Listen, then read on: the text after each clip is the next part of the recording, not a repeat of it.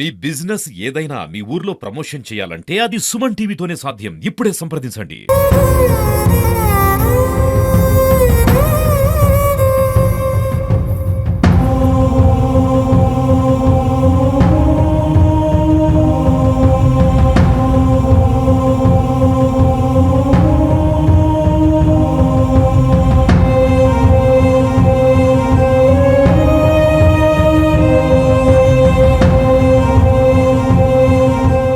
నాలుగేళ్ల వయసులోనే తల్లిదండ్రులు చనిపోయిన శిరీషను తన సంరక్షణగా ఉంటాను, ఆమె బాధ్యతలు మొత్తం కూడా తీసుకుంటానని చెప్పి ఆమె యావదాస్తిని కూడా అమ్మి సొమ్ము చేసుకున్న ఆమె మేనమామ ఆమెను తీరా ఎటువంటి విద్యాబుద్ధులు నేర్పించకపోగా, చదువులు చెప్పించకపోగా, పోషించకపోగా అనాథాశ్రమంలో చేర్పించాడు. అది కూడా తన ఇంటి పేరు మార్చాడు. తన ఇంటి పేరు మారిస్తే తనపైకి తర్వాత ఫ్యూచర్లో ఎటువంటి ఇబ్బందులు ఉన్నాయని ఒక దుర్మార్గపు ఆలోచనతోనైతే తన మేనమామ చేశాడు. ప్రస్తుతం ఆ శిరీష 18 ఏళ్ల వయసులో నిండడంతో వచ్చి తన ఆస్తి తనను కావాలని కూడా ఒక పోరాటం చేస్తుంది. ఆమెని తొక్కని గొడప లేదు, తిరగని అధికారి కార్యాలయం లేదు. అయినా కూడా ఇప్పటివరకు శిరీషకైతే న్యాయం జరగడం లేదు. ఇప్పుడు శిరీష సుమన్ టీవీని ఆశ్రయించింది.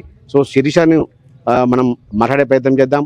ఆమె కష్ట నష్టాలు ఏంటి, అసలు ఆమె ఎలా మోసపోయింది, ఆమె మేనమామ చేతిలో మొత్తం వివరాల్లో తెలుసుకుందాం. నమస్తే శిరీష, చెప్పమ్మా అసలు మీది ఏ ఊరు, ఏంటి చెప్పండి, మీ కుటుంబ పరిస్థితి చెప్పండి. నా పేరు శిరీష, మాది పస్తాల గ్రామం. 2004లో మా నాన్నకు ఆరోగ్యం బాగాలేదు. దాని కారణంగా మా అమ్మ ఉండను, నేను ఇక్కడ మా ఇంటికి వెళ్ళిపోతా అంటే మా అమ్మకు వచ్చిన వరకట్నం కింద 1,15,000 కట్టించారు. ఆ పైసలను నన్ను, మా అమ్మను, మా మేనమామ తీసుకొచ్చి నేను సంరక్షిస్తానని చెప్పి తీసుకొచ్చాడు అడవ్యంలకి. దాని తర్వాత మా నాన్నకు ఆరోగ్యం బాగాలేక 2007లో చనిపోయాడు. చనిపోయినప్పుడు మా మామయ్య మమ్మల్ని తీసుకొని వెళ్ళి వాళ్ళ ఇంటి మీద గొడవ చేసి మరి మాకు రావాల్సిన 7 ఎకరాల వాటను పైసల వెల కట్టి 1,37,000 రూపాయలు తీసుకొచ్చి 2007లో పైసలు వచ్చినాయి. 2008లో ఇక్కడికి వచ్చి ఇక్కడ అడవ్యంల గ్రామంలో 4 ఎకరాల భూమిని సూర్యాపేటలో చంద్రనకుంట్లో 200 గజాల ప్లాట్ను కొన్నాడు. దాని తర్వాత మా అమ్మ చనిపోయింది. మా అమ్మ చనిపోయిన 2 నెలలకే నన్ను అనాథం చేసి అనాథ హాస్టల్లో వేసాడు. మీ అమ్మ చనిపోయినప్పుడు ఎంత వయసు నీకు? అప్పుడు ఏమైనా గుర్తుందా నీకు? మీ అమ్మ చనిపోయింది 3rd క్లాస్ చదువుతున్నా సార్. 3rd క్లాస్ చదువుతున్నా. అనాథ హాస్టల్ వేసాడు. అప్పటి నుంచి 18 years వరకు కూడా అక్కడే ఉన్నా. నన్ను ఒక్కరోజు కూడా చూడడానికి కానీ తీసుకురావడానికి కానీ రాలేదు. 18 years అయిపోయిన తర్వాతకి అక్కడ నుంచి పంపించేస్తారు. వచ్చి మా మామని నా ఆస్తి ఏదైనా ఉందా, నాకు పెళ్లి ఎలా చేస్తారని అడిగితే నీకు ఆస్తి లేదు, ఏమి లేదు. 18 సంవత్సరాలు వచ్చిన తర్వాత నేను బయటకు వచ్చేసావా అనాథాశ్రమం నుండి? అవును సార్, అక్కడ ఉండని. ఎక్కడికి వెళ్ళాలి? అప్పుడు 18 ఏళ్ల పాటు ఆశ్రమంలోనే ఉన్నావా? ఆశ్రమంలోనే ఉన్నా. ఓవర్ గట్ట నన్ను చూడడానికి రాలేదు. పండగ గానీ ఎక్కడ గానీ ఎప్పుడు గానీ రాలేదు. దేనికి తీసుకురాలేదు. మా తాత చనిపోతేనే నన్ను తీసుకొని రాలేదు.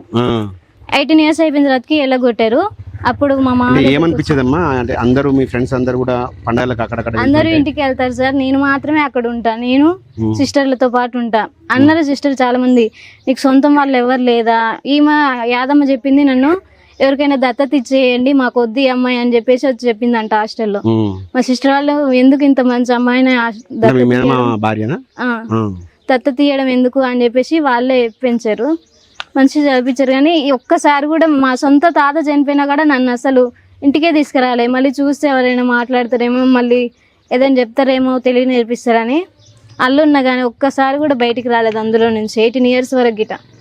18 years వచ్చే వరకు అందులోనే ఎక్కడికి రాలే. మా చిన్న మామ ఉన్నాడు, మళ్ళీ మా అత్త ఉంది అని ఎవరు ఉన్నారని కూడా నాకు తెలియనియలేదు. మళ్ళీ వాళ్ళ ఇంటికి పోకుండా పోవద్దు, వాళ్ళ ఇంటికి అని నేర్పించేది. అప్పటి వరకు కూడా అందులోనే ఉన్నా. బయటకు వచ్చిన తర్వాతకి మళ్ళీ వాళ్ళింటికి పోవద్దు, వీళ్ళింటికి పోవద్దు అని ఇంట్లోనే ఉంచి హింసించేది చాలా. ఎవరైనా తెలుగు నేర్పిస్తారేమోనని. హింసించేదంటే మానసికంగా, శారీరకంగా కొట్టేది సార్, చాలా కొట్టేది. మా బావలు కూడా, మా చిన్న బావ అయితే మరి కొట్టేది. యాదమ్మ అయితే అసలు ఎవరింటికి పోవద్దు, నీకేం ఎవరితో మాట్లాడదు, ఇక్కడే పడి ఉండని కొట్టేది బాగా. అయితే ఇప్పుడు ఆస్తి అడిగితే ఏమంటున్నాడమ్మా? నీ ఆస్తి 4 ఎకరాలు నీకు ప్లాట్, అవి కావాలంటే ఏమంటున్నాడు మీ నాన్న? అది ఏమంటే నాకు ఏదైనా ఆస్తి ఉందా, మా అమ్మ తరపున మా నాన్న తరపున ఏదైనా వచ్చిందా అంటే నీకు ఆస్తి లేదు, ఏమీ లేదు, నీకు అంతగానం పెళ్లి కావాలంటే నా కొడుకు 2వ భార్య ఉండు కానీ నీకైతే ఆస్తి లేదని ఇంట్లోకెళ్ళి కొట్టి ఎల్లగొట్టారు సార్. ఇంట్లోకెళ్ళి ఎల్లగొట్టిన తర్వాతకి నేను మా చిన్న మామని వచ్చి అడిగినా, మీకు మాత్రం ఇన్ని ఉన్నాయి, మా నాన్న నాకేం ఇయ్యలేదా అని అడిగితే, ఇచ్చిరమ్మా మీ పెదనాన్నలు ఇచ్చిరు, మీ మామకే ఇచ్చిరు అని చెప్పారు సార్. అయితే అప్పుడు వెళ్ళి మా పెదనాన్నని అడిగితే మా పెదనాన్న చెప్పిండు ఇలా ఇచ్చాను. మా పెదనాన్నలు చెప్పారు పైసలు ఇచ్చాం ఇలాగే భూమి అమ్మి ఇచ్చినాం అని చెప్పారు. అంటే ఇప్పుడు నీకు మీ మేనమామ పేరు మోసం చేసిన మేనమామ పేరు రేషన్ కార్డులో నీ పేరు ఎందుకు మార్చాను? అక్కడ నుంచి తీసుకొచ్చుకున్న తర్వాతకి మా ఇంటి పేరు అయితే జట్టంగి సార్. జట్టంగి తీసేసి నోములా అని పెట్టించాడు. అంటే ఎక్కడికి వెళ్ళినా ఏం న్యాయం జరగకూడదని. నా సర్టిఫికేట్ అన్నిట్లోనూ కూడా నోములానే ఉంటది.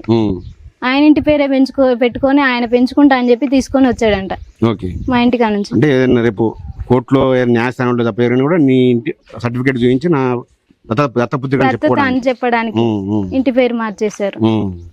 మీ మేనమామ పేరు ఏం పేరమ్మా? నోముల లింగయ్య. లింగయ్య యాదమ్మ. ఇప్పుడు ఏం న్యాయం కావాలి? నువ్వు ఏం కోరుతున్నావు? నా పైసలతోని ఇంత కొనుక్కున్నాడు సార్. నీకు ఏమీ లేదు ఉత్తిగానే వెళ్ళిపోమని ఇంట్లోకి వెళ్ళి కొట్టి ఎలగొట్టారు సార్. నేను చాలా పోలీస్ స్టేషన్లో ఎస్పీకి డిఎస్పీకి కలెక్టర్కి కూడా లెటర్ ఇచ్చాను.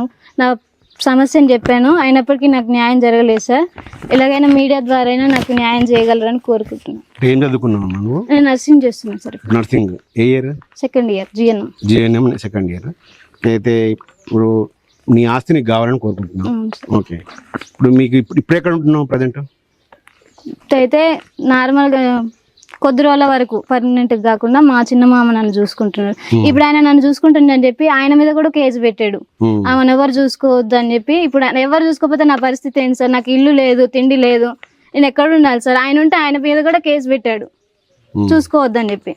ఆశ్రమంలో 18 సంవత్సరాల పాటు మానసికంగా ఎటువంటి బాధలు అనుభవించాము? అందరికి కూడా బంధువులు అందరికి అందరు రిలేటివ్స్ వస్తారు చూసుకుంటారు సార్. నన్నైతే ఎవరు తీసుకోపోలేదు. అందులోనే ఉండేది. వాళ్ళతో ఇంకా వాళ్ళే అనుకొని అక్కడే పెరిగిన. ఒక్కసారి కూడా చూసిపోవడానికి కానీ తీసుకుపోవడానికి కానీ రాలేదు. వాళ్ళ ఫంక్షన్లకి వాళ్ళు పెద్ద పెద్ద ఫంక్షన్లు చేసుకున్నా కూడా ఒక్క రోజన్నా తీసుకుపోవడానికి రాలే. సొంతం మా తాత చనిపోయినా కూడా తీసుకొని రాలేదు నన్ను. అందరూ ఆశ్రమంలో ఉన్న మీ ఫ్రెండ్స్ అంతా కూడా వెళ్తుంటే నీకు ఏమనిపించదు? బాధ అనిపిస్తుంది కదా సార్ ఎవరికైనా. అమ్మ నాన్న లేకున్నా మేనమా ఉన్నాడని రాపిచ్చారు. అందులో ఒక్కసారి కూడా వచ్చి చూడడానికి రాలేదు నన్ను. ఎటువంటి న్యాయం జరగాలి కోరుకుంటున్నాను? నా ఆస్తి నాకు ఇప్పియండి సార్. మా పైసలు పెట్టి ఎంత అయితే కొన్నాడో అంత నాకు ఇప్పియండి. మీరు అడిగితే ఏమంటున్నాడు ఆయన? ఆస్తి లేదు, ఆస్తి లేదు, ఏం లేదు, ఎక్కడ చెప్పుకోబో అని ఇంట్లోకి వెళ్ళగొట్టారు సార్. ఇప్పటివరకు ఏ అధికారిని కలిసావు నీకు జరిగిన అన్యాయం పైన? Nagaram SI, CI, SP, DSP, collector అందరికీ చేశారు సార్. ఏమన్నారు వాళ్ళు? చూస్తాం అన్నారు సార్. వాళ్ళు కలెక్టర్కి పోలీస్ స్టేషన్లో కేసు పెడితే మీరు ఇది పట్టించుకోవద్దు, ల్యాండ్ ఇష్యూ పట్టించుకోవద్దు అని చెప్పి నోటీస్ పంపించారు. మా మామ నాకు హెల్ప్ చేస్తున్నాను మా మామ మీద కేసు పెట్టిండు. ఎవరు సాయం చేయకుండా చేస్తున్నారు సార్. నీకైతే నీ ఆస్తి నీకు కావాలి చదువుకోవడానికి ఫ్యూచర్లో లైఫ్ సెటిల్, అంతే కదా? ఇది చూశారు కదా, శిరీష ఒక దీనగాథ. దాదాపు మేనమామ అంటే అమ్మలో సగం నాన్నలో సగంని మేనమామ అంటారు. కానీ మేనమామ మాత్రం కేవలం సమాజంలో మంచితనం లాగా ఒక నటన కనపరిచి ఆస్తి మొత్తం కూడా కాజేశాడు. ప్రస్తుతం 18 ఏళ్ళ తర్వాత ఈ శిరీష ఉన్నదో దాదాపు 15 ఏళ్ల పాటు అనాథాశ్రమంలోనే మగ్గింది. ఎవరు లేని, అందరూ ఉన్నా కూడా ఎవరు లేని అనాథగా మానసికంగా తీవ్ర వేదనకు గురైంది. తీరా ఇప్పుడు 18 సంవత్సరాల తర్వాత వచ్చి తన ఆస్తి తను అడిగితే నీకు ఎక్కడిది ఆస్తి అంటూ కూడా ఆమెను కొట్టారు, తరిమేశారు. చివరికి ఏ మేనమామకు నోట్ల నుంచి రాని కూడా మాట కూడా తన కుమారునికి 2వ భార్యగా ఉండమని కూడా ఆమెను వేధించిన పరిస్థితి ఉంది. సో శిరీష ఇప్పుడు తనకు జరిగిన అన్యాయంపై జిల్లా అధికారులందరినీ కూడా కలిసింది. ఇప్పటికైతే న్యాయం జరగలేదు. ఖచ్చితంగా తనకు న్యాయం జరగాలి, తన ఆస్తి తనకు ఇప్పించాలి, తన ఫ్యూచర్లో ఇంకా మంచి చదువులు చదువుకోవడానికి తన ఆస్తి ఉపయోగపడుతుంది కూడా శిరీష అయితే దీనంగా వేడుకుంటున్న పరిస్థితి కనబడుతుంది.